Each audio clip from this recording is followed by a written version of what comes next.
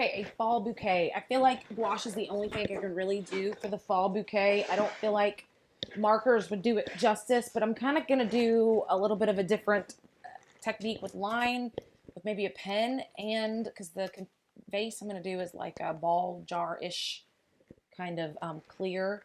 So what I'm going to start with is I have a bunch of browns and greens kind of mixed together. And this is, again, I've done acorns, I've done fall leaves, and I've done the trees. So I kind of still have that same palette going. And this is going to be the stems I'm going to make.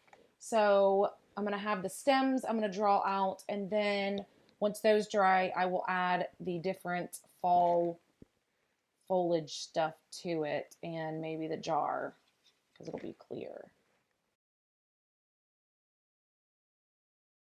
This one I'm going to put berries on, some type of berry. So I'm just kind of making stems coming off that. Okay. I think my green's dried up. I don't know how much green I have left. I'm trying to make them different colors.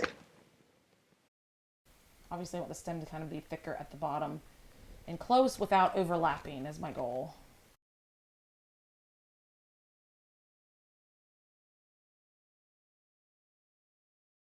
Don't want to do too much because I still have to add the leaves and the berries to that.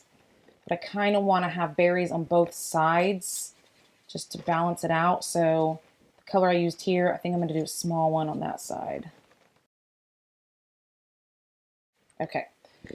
So I'm going to give these a minute to let these dry before I do anything. I think I am going to use maybe my pen to draw the jar, which is the vase it's going to be in. And I'm not sure if I want to do the leaves and the berries and colored pencils or gouache. So this is when, as this is drying, I'm going to pull out my trusty notebook and kind of play with it as I wait for that to dry.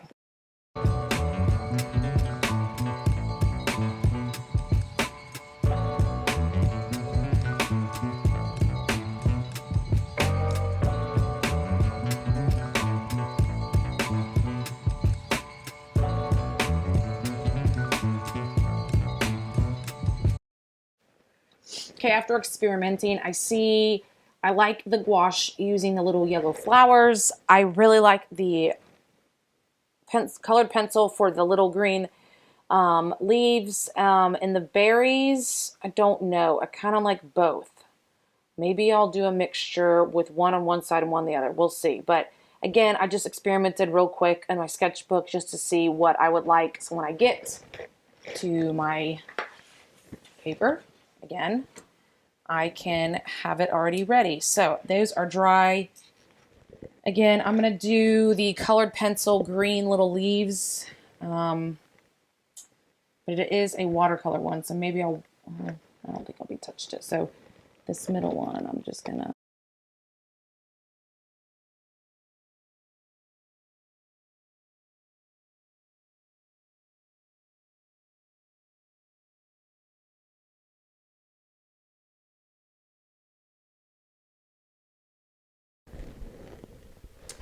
Okay, kind of like that. I've mixed them up a little bit of all the different.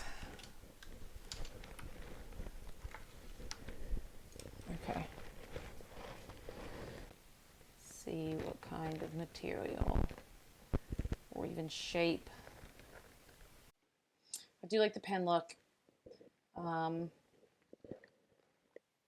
gonna go with the bigger one like I did that. That was my original kind of shape. So what I'm doing is I'm starting on this side. I'm going to draw my line over the front because obviously the line goes over them. But when I come around the back, I'm going to kind of jump over each one to connect.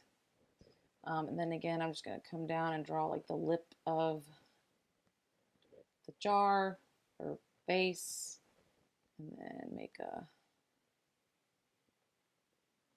similar shape. Wonky is my middle name. I'm okay with that. Obviously, you could leave it like this, or if you wanted to make it look like there's a water, You could just use a light colored pencil, and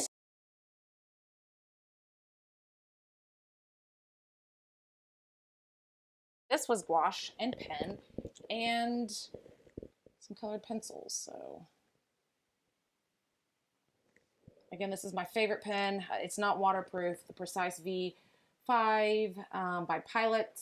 So again, that couldn't get wet because it would bleed, but you could use it. Let's see if this works, to add a little shadow. Okay, there is my fall bouquet. Nothing fancy, just a lot of lines, curved lines, and dots.